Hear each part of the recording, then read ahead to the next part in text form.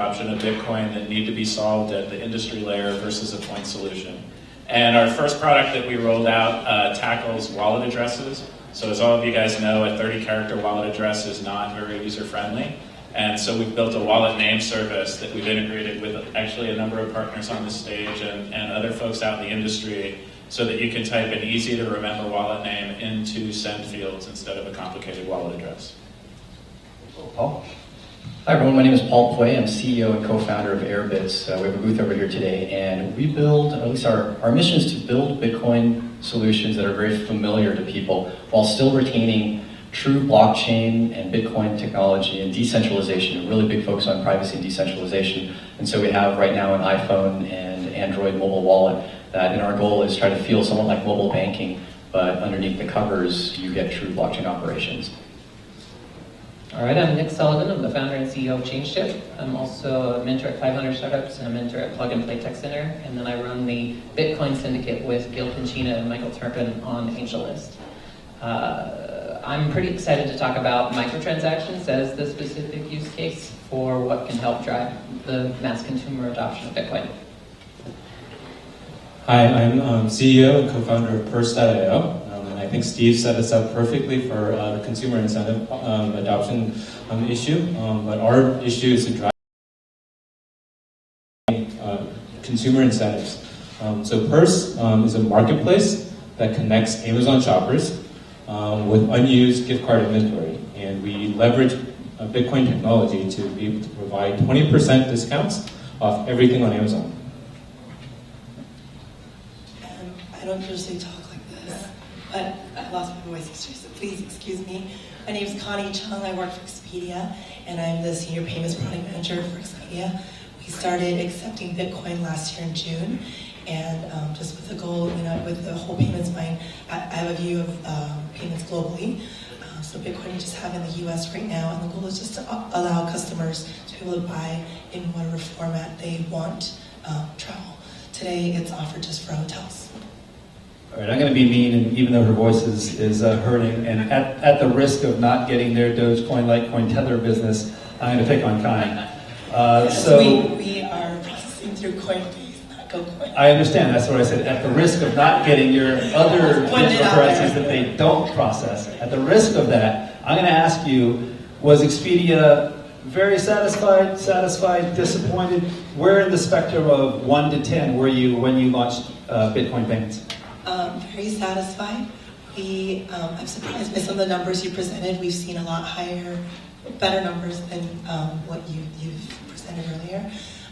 We saw higher adoption than we expected, and yes, transactions have dropped down in the last few months, but not too extreme. We're maybe running at about 60 to 70% what we had middle of last year. Yeah, and I think what you're seeing are average numbers. Yeah. If I took specific industries, travel being one that does quite well. Exactly, in travel, there's so few options, so I think people know, hey, if I want to use, if I'm insisting on using Bitcoin, I have to go to Expedia. Now, do you think it's Bitcoin people that are coming to your site, or do you think you're actually driving new users to come and experiment with Bitcoin and drive the adoption?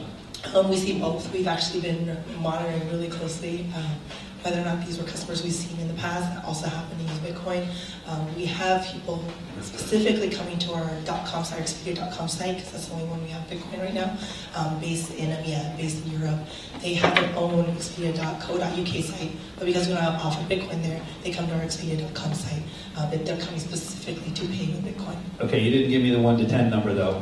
8. 8? Oh, fantastic. Yeah. Great. All right, Andrew. So you guys are seemingly doing really well. It seems like you've been driving a lot of adoption. Tell me some of the things that are exciting to you and what you've done to help to drive adoption. Yeah, I mean, one of the things that we've observed as Bitcoiners is, and you talked about this as well, is that merchant adoption has hugely outpaced consumer adoption. And that's because consumers are completely disincentivized to spend Bitcoin. Merchants get all the benefits. Irreversibility is a merchant benefit. Saving on interchange is also a merchant benefit. Whereas consumers are stuck with the cost of volatility. And so since we started about a year ago, we've been growing pretty rapidly. The curve for merchant processing through Bitcoin, and our processing volume is probably inverse over the past year. We're transacting close to $250,000 a month, outpacing maybe overstocks. Okay, I gotta ask you, how is it possible that I can buy something from Amazon with Bitcoin, you're gonna save me 20%? Yeah, so we're connecting users. It's a peer-to-peer marketplace, and we're connecting users with unused Amazon gift card inventory. And this is something that not too many people in the developed world realize, that there are dozens of services like Mechanical Turk, Amazon Affiliates, Swagbucks, Ebates, Jumo Wallet, that literally pay people in the developing countries with Amazon gift card balances. And it's one of the most illiquid forms of payment that they can get. I mean, they're literally buying iPads and shipping it to India. It takes 2 months and reselling it for rupees. We trimmed that process down to 2 days. 2 days, if they have Amazon Prime, they can get Bitcoins. They subsidize your discounts. Most people that have access to Bitcoin at market rates. But in literally 4 days, they can get the fiat currency. That's how our discounts are powered. So most of the time when we talk about Purse, the value proposition is huge savings on Amazon. But instead, the more compelling reason is the only way to liquidate Amazon gift cards. So it's the breakage, you're actually solving that breakage problem. That's Yeah, very absolutely. And it's kind of a remittance hack. So we've partnered with Uno Coin in India to help coordinate the fiat transfer. It's really fascinating. Great. So Nick, ChangeTip, you guys, I saw the big announcement that Coinbase basically said, you know what, we're out of the business. ChangeTip's doing it. They're doing it so well that we give Uncle. So congratulations on that. And so tell us, what kind of adoption you're seeing, what things you're doing to sort of drive new adoption and getting new people into the ecosystem. Yeah, so I'll take a little bit of a different stance. The tone of this conversation seems to be fairly focused on the typical e-commerce checkout flow, and I'll go in a slightly different direction, which is the utility of Bitcoin. If I really look at, with the backdrop that most of the conversation, or most of what I'm going to say applies to the U.S., in emerging markets, there's an entirely different story about the need for Bitcoin. But here in the U.S., a really well-established financial infrastructure, so doesn't really solve any pain for the typical U.S. American consumer. There's one key area that I think it does, and that's cross-border remittances. That's something that is difficult, painful, and expensive today. It takes 2 to 3 days. Card charges up to 10%. Bitcoin is a better solution. It's a way for technology to be applied to make an existing behavior, an existing process more efficient. Peter Thiel, in his recent book, 0 to 1, talks about that as a 1 to N opportunity. He talks about the 0 to 1 opportunity is when you invent new human behaviors. And this is where I think microtransactions comes in. 5 years from now, I think we're going to look back and wonder what we did before we had microtransactions. So when we think about driving the mass consumer adoption of Bitcoin, it can't just be an incremental improvement to an existing behavior. We've got to actually create new human behaviors that aren't possible on today's payment channels. I love what they're doing. If anybody hasn't been to ChangeTip, you should. And now here's an endorsement for Paul. I hadn't looked at the Airbits wallet in quite some time. And before this panel, I was like, wow, I better brush up a little bit. I was blown away. I hadn't seen what you guys had done with Airbits and your wallet. Your directory is beautiful. It looks, very professional. And so I'd love to hear, Paul, what else is happening at Airbits and what things you're doing to get the word out there. Well, when I talk to a lot of people and say, okay, what will it take you to use Bitcoin? And these are the people that are not the libertarians, not the crypto-anarchists. And they just tell me it's got to be easier or it's got to be cheaper. And so I'm really happy that Purse is making it significantly cheaper, but those are two scales where if it's not that much cheaper, then it's got to be that much easier. And so that's been our core focus, is definitely make Bitcoin feel very familiar, and when things are familiar, things are easier. So the user experience that we built is our core focus.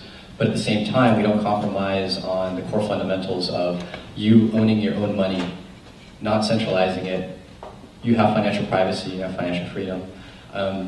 With respect to it being easy, we've worked on multiple protocols to enable every single tap being minimized. And so we're really excited about micropayments as well. Like Nick had mentioned, and we're looking at partnering with companies such as Watch My Bit, who is over there in the audience, to enable micropayments for YouTube type of content and video that sits on their platform. And we think that that can really drive adoption, because now we have what potentially are a lot of the entertainment industry which can dictate people's behavior. And if we put their content primarily for Bitcoin and make it incredibly fluid, a couple taps, 1 or 2 taps to pay for that micro content, then we can drive a lot of the masses that don't care about the core fundamentals of Bitcoin to use it. That's great. That's great. And Justin, so you guys are doing this name service, making it easier for people to find wallets, sort of like DNS is done for websites. You're attempting to do the same thing for Bitcoin. So what strategies and what kind of help do you guys need from the ecosystem? Sure. So, I mean, we're taking a slightly different tack. I think that, if we look down the aisle here, each of the folks on the panel here are really doing different things to make Bitcoin more attractive. We're taking a slightly different tack in that we're actually trying to make Bitcoin less unattractive at the moment. And so, we were looking for places where there's barriers to entry and challenges. And one of those was just interaction between everybody in the ecosystem. There's a bunch of people here that have created really nice solutions to do things, and some of them that have followed the earlier speaker, William Quigley's advice of do one thing really well. But if you do one thing really well and a user wants to do 5 things, well, you better make it easy to interact between them. And so what we're really focused on is making it a lot easier and smoother for interactions between the industry to occur, so that when an Airbit's wallet user wants to fund their change tip account, they can do that pretty easily. And when a content producer wants to take the money that they've made via the content that they've produced and gotten in via change tip and buy themselves a new iPad, they can easily send it to first.io. Very cool. I don't think you ran out of battery there, but anyway, yeah, that's great. So I think this is a great panel. The only one not represented here is anybody actually selling coin, right? I think we've got all sorts of other parts of the ecosystem well covered. Did you have a comment? Or? Oh, sorry. Oh, go ahead. No, go ahead. Actually, with respect to selling coin, we think that a lot of the services out there, all the great services, kind of compromise some of the decentralized aspect of Bitcoin, and that as soon as you buy and sell coin, it ends up not in your hands. And so our long-term goal is to actually build a platform that connects people to their value and do it globally. And so pretty soon, within the next couple months, integrated into our platform will be the ability to buy and sell coin through third parties. And so that way we can scale to not just being able to do it here in the US, but in many different countries. And as soon as you bought that coin, it doesn't sit with us, it doesn't sit with a third party, it sits in your wallet, in your hands. So I think it's a very important value. That's great. So rather than hear myself speak, which I do all the time, I'd love to hear from the crowd. I'm sure you got some great questions for the crew up here. Let's do it this way.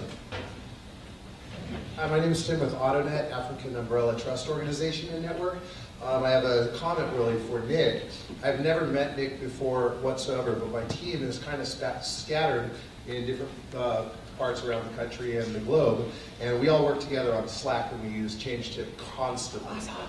And so anyways, something that's really cool is on a Tuesday about a month ago, I got an email, I opened it up, it was from Wells Fargo, and it talked about, it was from Wells Fargo's legal department that they had to disclose that there was a $230 million class action suit going against Wells Fargo for stacking charges, right? You know what that is. That's when they take your transactions and they put them in, not in chronological order, but in the order of what was the biggest transaction. In other words, they're making money on bouncing everything that passed your big one. Well, the following morning, I got an email from Nick Sullivan, who I've never met, who said, today you're awarded from ChangeTip $10 into your wallet for being a good tipper. And I just thought, what opposite polarities. Wow. That's great. That wasn't quite a question, but great. That was a very entertaining story. Anybody else with a question? Real quick comment there. It feels great to be building a product that is inspiring generosity, giving, and appreciation all over the world. I think it's not only important for me and my psyche, but it's good for Bitcoin. Let's stop talking about drugs and Silk Road and just replacing the existing financial system, but let's show the world that there's a good use for case for Bitcoin. I think the government's going to be really pissed when they have to give Ross all of his coins back. Anybody else with questions for the panel? Oh, come on. I know it's late in the day. All right. Okay. So I'm just going to bite on this, but it seems like now that the community is kind of like shedding its roots to become a more legitimate operation that can be trusted, that hopefully earns the trust of the consumer. What about these points where, like, in the States, I can't remember who mentioned it, but in the States there's not really a reason to even use PayPal. You know what I'm saying? Like, PayPal's penetration isn't even that great. All right, let's get to a question. So why not kind of stay in the murky shadows until we can figure out like a good way to Who wants to address the murky shadows? like that's the whole. No, I understand what you're saying. It's like where the greatest value proposition is in the murky shadows today, and how do we move from the murky shadows up to lily white clean operators? Yeah, I mean, so if you look at most new technologies, they actually tend to be adopted first by people that are more at the fringes than people that are at the center, because the existing platforms and existing technologies tend to be relatively optimized for the mainstream, but maybe not very well optimized for people that are closer at the fringes, so they need to and are looking for alternatives. So, you know, in the early days of the internet, the thing that always came up was adult content, and porn was the evil thing that was out there that was going to chase you down and kill you in the night. And in Bitcoin, it's drugs and guns. But it's actually part of the natural evolution of these technologies that, you know, the reason that the people at the fringes are willing to do it first is they're getting so much pain from the existing system that the pain of using the new system is lower. Whereas as the technology matures, and, you know, all the rest of the folks on this panel are doing a great job of making it easier and removing barriers for the mainstream and coming in with uses that are more towards the center case, that does become the dominant use, you know, on a go-forward basis. So I would just say what you're seeing now is a very customary part of the evolution of any new technology that's being introduced, particularly very transformational. Yes. And the other thing, a lot of people don't realize when PayPal went public, 75% of their transactions were adult and gambling. And once they moved out of those markets, when they went public, they made kings out of NetTeller and Skrill because they moved into those spaces where they had left a huge void. So, Connie, so let's get that back to some of the challenges you see for Bitcoin, and maybe you can share with us a little bit of your strategy. So you mentioned, I wanted to touch on something that you mentioned in your earlier presentation about what the merchants are doing or how they don't focus on making that checkout process easier. We're constantly A/B testing throughout our whole site, including on checkout. And part of our problem with Bitcoin, and it's the same problem that we have with PayPal, any redirection.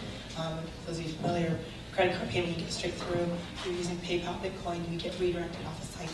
Any additional place where you have to enter information, we lose customers, right? With straight up credit cards, if we take your phone number, we're going to lose these customers. So with PayPal, Bitcoin, these redirections of payment, every time we add one additional step, logging in, password, type in something else, it's all dropping. So we do things wherever we can to control it, and constantly test to see how we can optimize that. The problem with our redirections is we don't control it anymore. We redirect to Coinbase, to PayPal, that's not our site anymore to get optimized. So if you had a payment service provider that gave you all of the everything in an API is delivered to you, so you can do full analytics, that might be a value. It is something I might Because GoCoin offers that. Yeah, so you can fully. We do that via GoCoin, by the way. It works great. Thank you. Yeah. And you know, about the question of how we try to make it more. I think key to making Bitcoin more legitimate as a currency is having large merchants like Expedia adopting it and offering it as ability to spend your Bitcoins on our site. Right now, we're very limited. Our supply is only for hotels where we are the merchant of record. So when you swipe, it actually shows up Expedia. That's the only way we can take Bitcoin today. In the future, near future, I want to get to a point where any supply that we're selling, even airline tickets, we can accept Bitcoin. Today, if you bought Delta on our site, a Delta ticket, you post it, you see delta.com and your credit statement. We want to be able to switch that so we're a merchant, so that now Bitcoin users, kids, whatever, can now pay with whatever form of payment they want on any type of supply they want with Expedia. I think one of these two is going to arm wrestle who goes next. Yeah, same time, clean each other's words.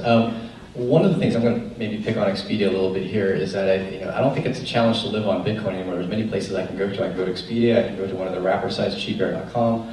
But what's going to help adoption is actually give a value proposition to it versus, even if it's a smaller value proposition, less friction than Purse, but at the same time, at least a discount.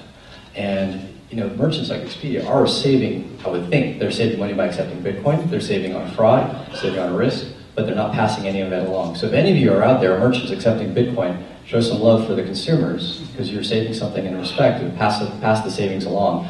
And built into our wallet is actually merchant directory. And one of the first things we put at the very front of all the listings and search results is whether or not that merchant offers a Bitcoin discount. We want to highlight those merchants, and we're going to be putting an amazing amount of effort going forward to really pushing and showing people those merchants that are giving that kind of support to the ecosystem versus a merchant that just says, me too. That's really smart, Paul. I love what you guys are doing. So, Andrew, I think that it was the CEO of Amazon that said, your margin is my opportunity. So if you're making good margin, how is this going to be sustainable, and how do you defend that? Yeah, well, so right now, we're literally the only off-ramp from Amazon gift cards, so we have some leeway in our margins, and we've been expanding our margins since we started. But as long as we're delivering value to both sides of the marketplace, right, we can extract the margin that's appropriate. And so right now, our average consumer is saving 20% off Amazon. How much of a margin of a fee are you willing to pay if you're saving 20% on an item? 3, 4, 5% might be reasonable. And so, as long as there's no competition, things like that, we'll continue to find ways where we can monetize. But other ways where we can capture value and provide value to the customer is make it easier. And so recently we launched Purse Instant, where you get 5% off Amazon instantly. It's shipped with Prime. You don't have to pay with Prime anymore. You don't have to create a wish list on Amazon. You just search on our site, search for whatever you want, whether it's a Ledger wallet or an Age of Crypto book, and instantly buy it through our site. And it's 5% off. There's less variance in experience, and with those transactions, our margins are slightly higher. And one point, just to comment on the murky use cases. When I got into Bitcoin a couple of years ago, literally the only reputable site, the two most reputable places to go with Bitcoin were Mt. Gox and Silk Road. That was it, and then you had a dozen scam sites. Today, with the panelists here, we have mobile wallet options. When Netkey's live, when Netkey's used everywhere, we'll be able to send money very quickly and easily and change tip. Super easy to send a tip through Twitter today, and I think we've come a really long way. What we really need to do to cross the chasm now is to provide pragmatic use cases for people to use, and we offer to. Like it or not, we're all here because Silk Road and Mt. Gox did exist. Nick? Yeah, so Connie started to talk a little bit about friction, and I think that's something that we haven't necessarily paid enough attention to. When we're deciding whether or not to do something, this is a user experience adage, we do the mental math on, is the thing that I'm going to get worth the amount of pain that I have to go through to get? And there's two ways that you can solve that problem. You can either make it easier to get by reducing the friction, or you can make the reward bigger. We've spent some time talking about incentives for consumers, different ways, but Connie started to talk about the checkout process and how it's difficult, not only for the merchants to think about implementing, but the cognitive load that we're trying to impose on the people that are trying to use Bitcoin. It needs to be simpler. When we see the donate with PayPal button on the side of the screen, we don't not click that because we're cheap. We don't click it because we're lazy. So we need to get all of these processes down to zero-click or at most one-click operations where people don't have to think. iTunes was a great step forward. It showed the power of this, where when you don't have to think about putting your credit card information in and it's only 99 cents, it's a thoughtless purchase. That's the world that we need to move towards and go towards frictionless purchases.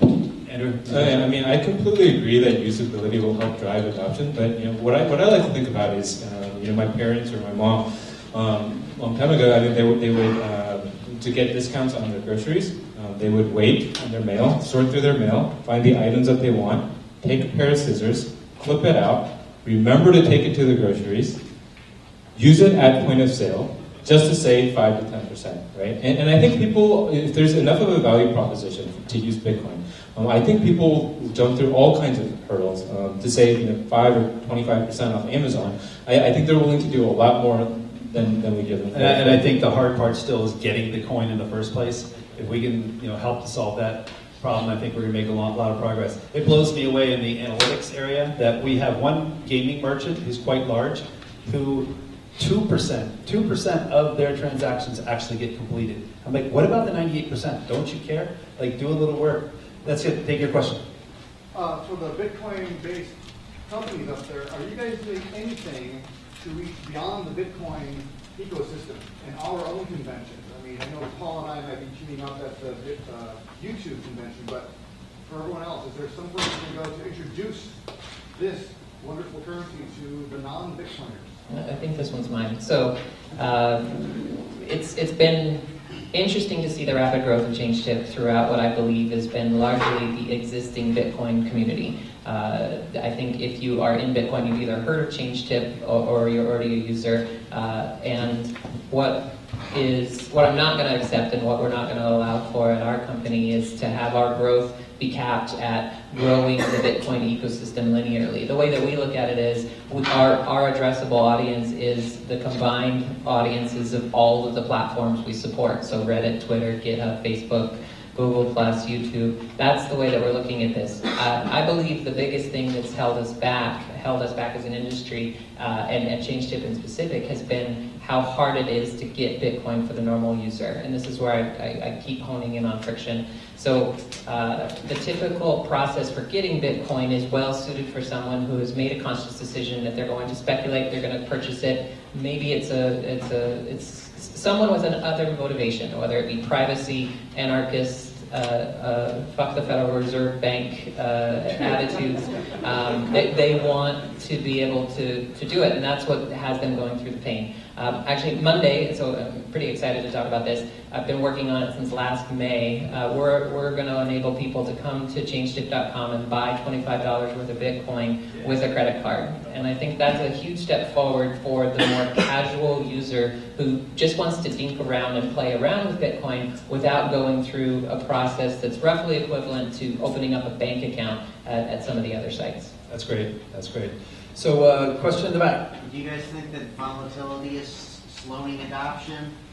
Volatility is absolutely slowing adoption. No doubt about it. It's slowing investments and slowing there's a lot of problems the volatility causes. But anybody else want to field that one? Yeah, so I get that comment whenever I try to talk to a merchant that's interested in taking Bitcoin, but they say, oh, the volatility. And so, yeah, the first answer is you can use a payment processor to instantly convert to dollars. However, if you look at the actual amount of volume that a typical merchant would gain, and you add the volatility to that, that's a fraction of a percent that they could potentially lose on a bad day. So it might take, unless you are really, really skin your teeth on your business, then Bitcoin volatility isn't going to make or break you. But at the same time, as your transaction volume grows, and it's no longer 0.5%, it becomes 1, 2, 3%, I predict that the volatility will go down because that's a sign that Bitcoin's actually being used, it's being more mass adopted, its value is growing. And one of the things that we're doing is we're now offering settlement and tether. So it's got all the properties of Bitcoin without any volatility. So if merchants want to do that to settle and tether, we'll actually do that at 0% based on something we're doing in that partnership. Although I would argue that settling in a currency that's denoted in dollars is not helping the price of Bitcoin. And it's still, I don't think it's necessary if you are really making sub 1% of your revenue in Bitcoin. I think the biggest friction I get is the accounting aspect of it. And a lot of people do care about that, and that is a challenge, and I think software is going to make that easier. Right. So Question right here? It's worth pointing out real quick, Steve, it's worth pointing out that I never get questions about volatility.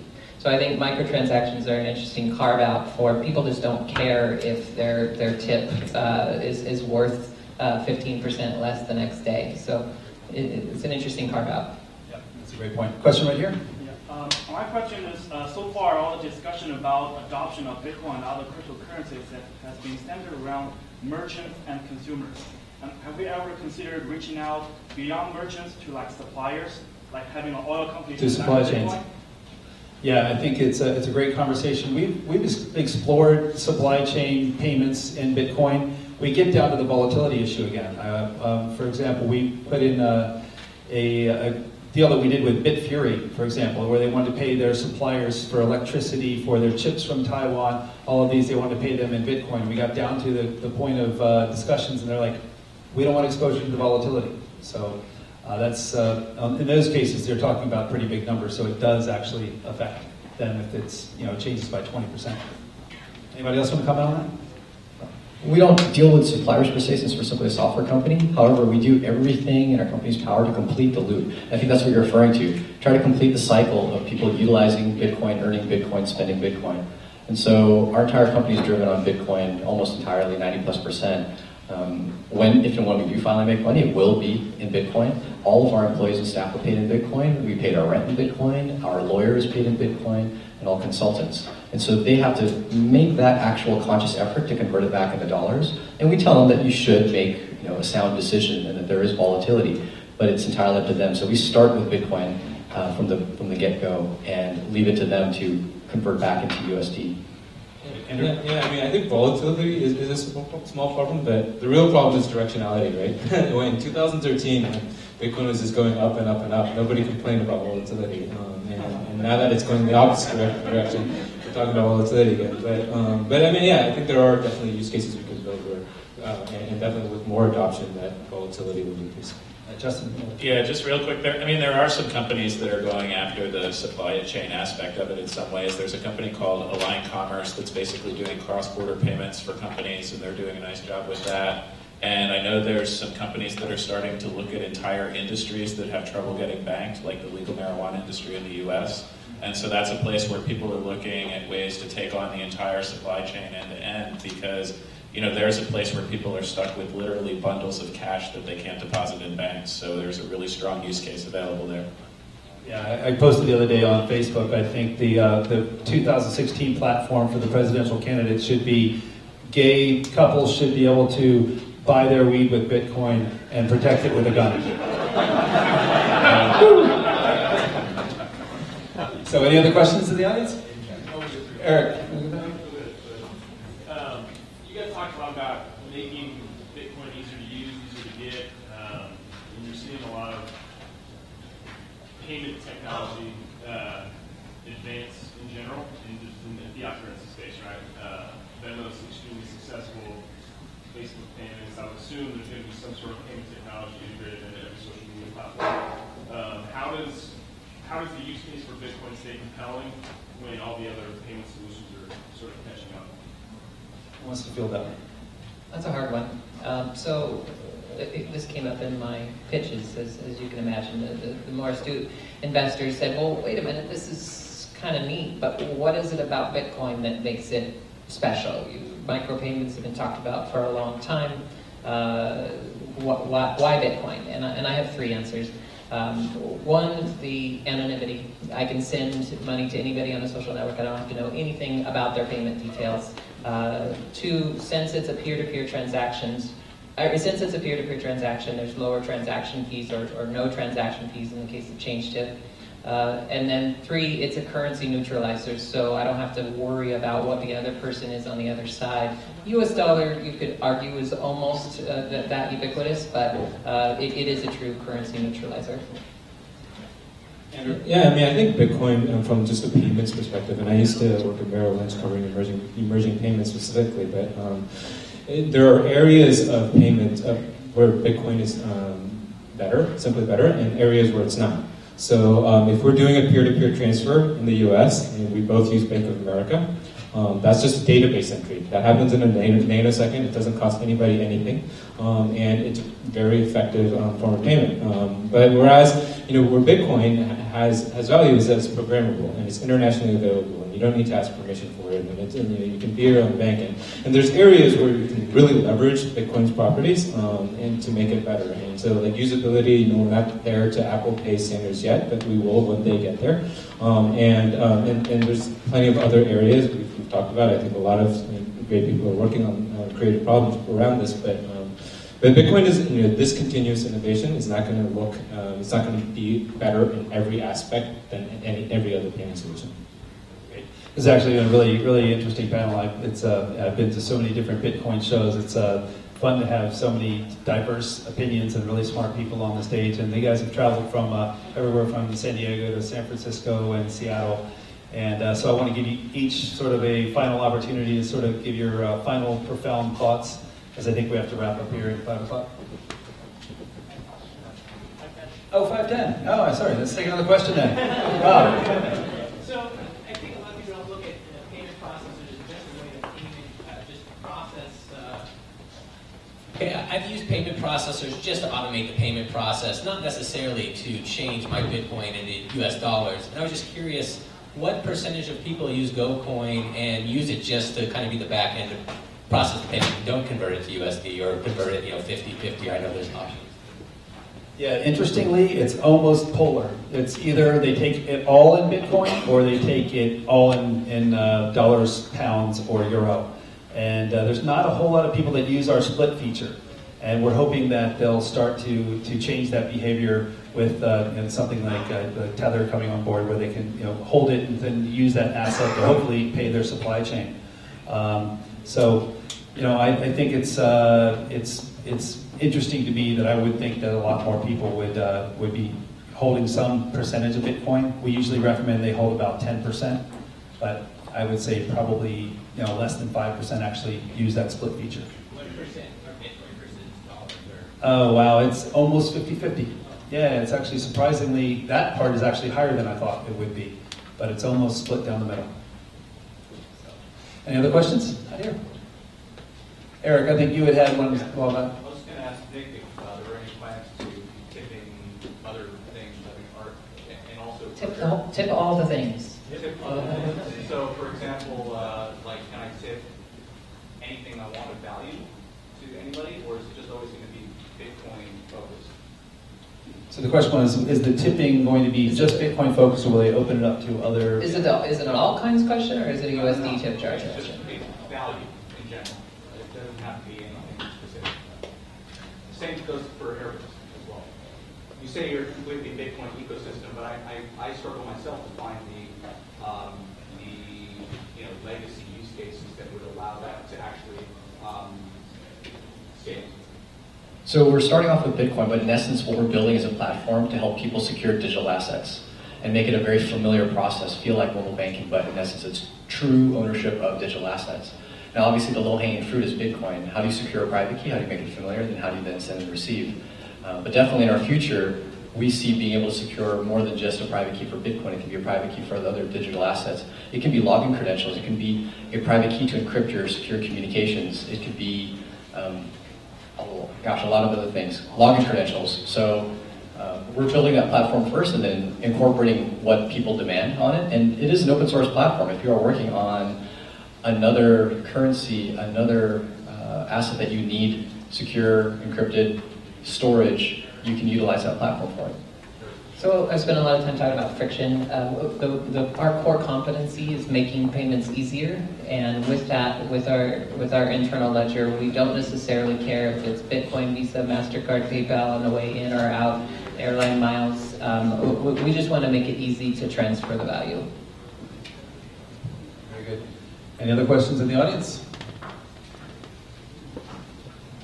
All right, last chance. Otherwise, I was going to let them go down the line here and give us their sort of final thoughts of the panel.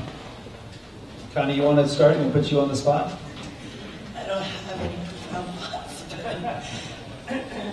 I guess I could share a little bit just on, I mentioned earlier, kind of our goal from a payments perspective for Expedia, and part of that being Bitcoin is, future adding more lines of supply that we can, customers can pay in Bitcoin, and also expanding to other points of sale. All of that would help, further legitimize Bitcoin as a form of payment and allow people to actually start thinking, hey, I want to travel. People always want to travel. That's something that doesn't die.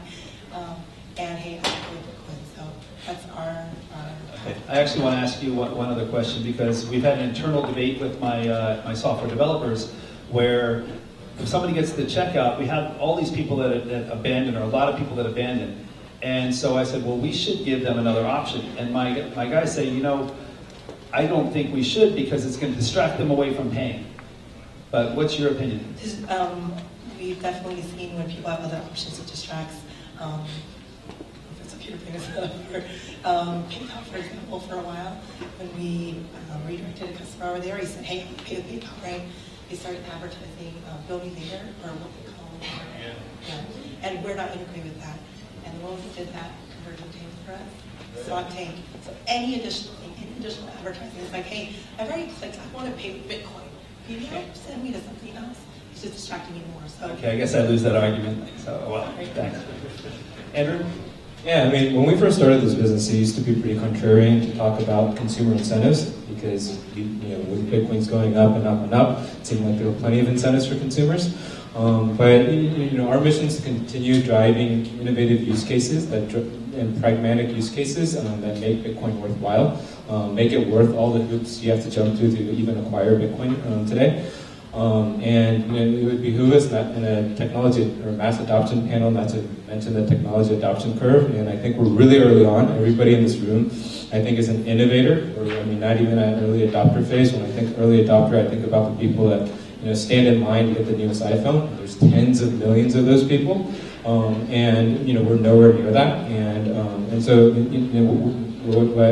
get across the chasm, get to early adopters and drive mainstream adoption, we think we need to incentivize consumers through use cases. Very good. So Nick? Yeah, so what we're actually building, I mean, a lot of people think of us as this cute little tipping app, and it is a cute little tipping app, but we're also building a micropayment infrastructure for the web. That's what we're really going after. I believe that Bitcoin will finally pay off the promises that we've had for the last 20 years about micropayments, and more specifically, the marriage of Bitcoin and social media is what it's going to take, because that allows for an in-flow experience. So to geek out about that for a minute, I think the first spoke off of that micropayment infrastructure for the web, that ads are the right way to monetize content, but they just inserted themselves into the real value chain, which is the people producing the content and the people consuming it. We haven't had a direct way for when you see something you like, you actually can reward the author of that content. So I want to make that frictionless and easy to do. I want to be able to skip every YouTube pre-roll video ever by saying, yes, Google, I'll pay you 1/10 of a penny to not have to watch this, which, if you know the mechanics of the online advertising ecosystem, that's 10 or 100 times more than Google is making by forcing me to watch it. So what we've been missing is a low friction payment mechanism that's connecting those two. Another spoke that I think of in a similar tone is Google and Facebook have gotten us comfortable with this idea of paying them for a user to do something, whether it be install a mobile app, finish an e-commerce checkout flow, try out my product and sign up. And just as the online advertising ecosystem has injected itself into that value chain, the CPA-based advertising network has injected itself into the product owner and consumer value chain. We had somebody come along on Reddit and put up a post that says, I'm a startup, I want you guys to go try my product out, come back here and leave feedback and I'll tip you. I think that's a real good example of taking Facebook and Google out of that picture by creating a direct connection between the people wanting to use the products and the product owners. So Nick, for people that aren't familiar with ChangeTip, can you just sort of explain the mechanics of somebody puts a post up on Twitter, you guys monitor it, looking for a certain format, and then move it from one wallet to the next? Sure. Sorry for leaving over that. We're integrated on a number of different sites. We're listening for mentions of ChangeTip. So if you see a YouTube video or a Reddit post or a GitHub comment or any of the platforms or a tweet that you like, you can respond to it and mention ChangeTip and an amount, and we'll allow for a Bitcoin transaction over that channel.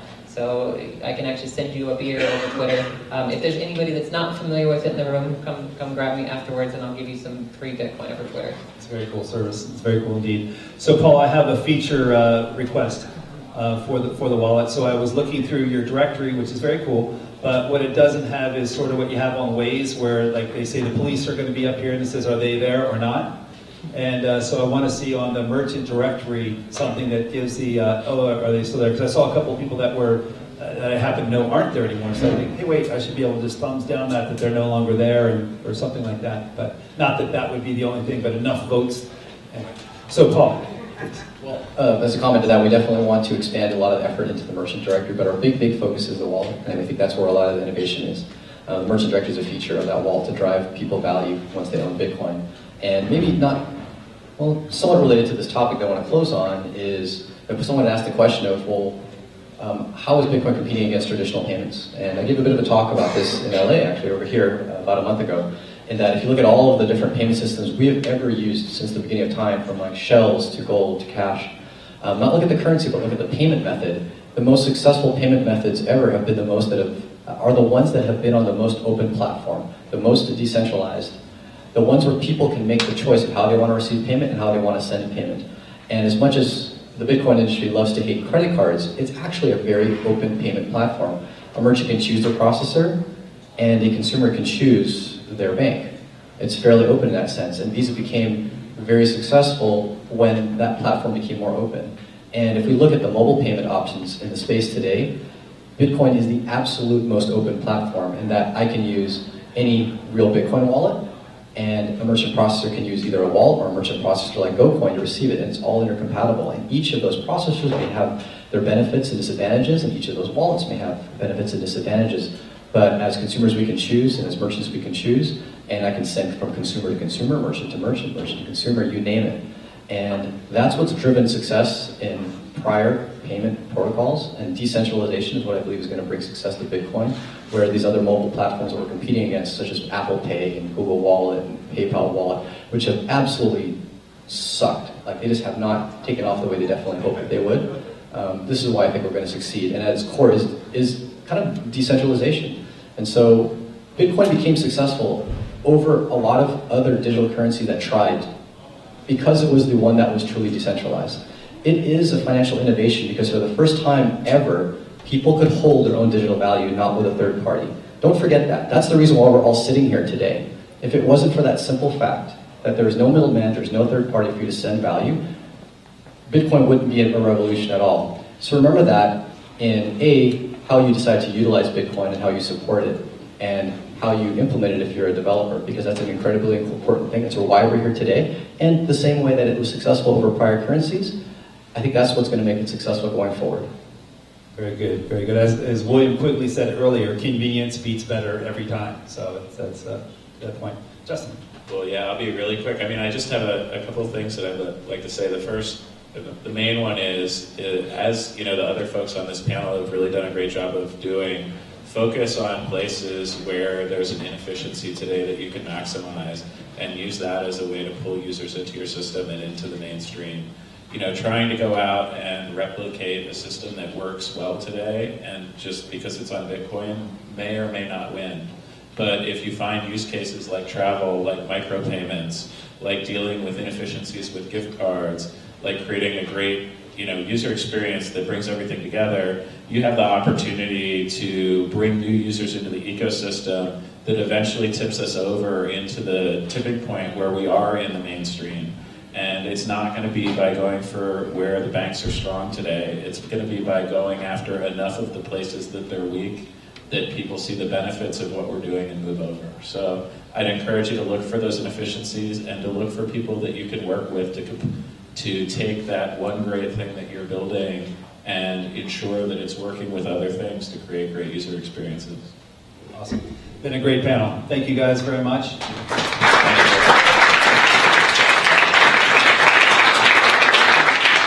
So one quick announcement that I was asked to make. As you guys know, we have a dinner reception at 7 o'clock. And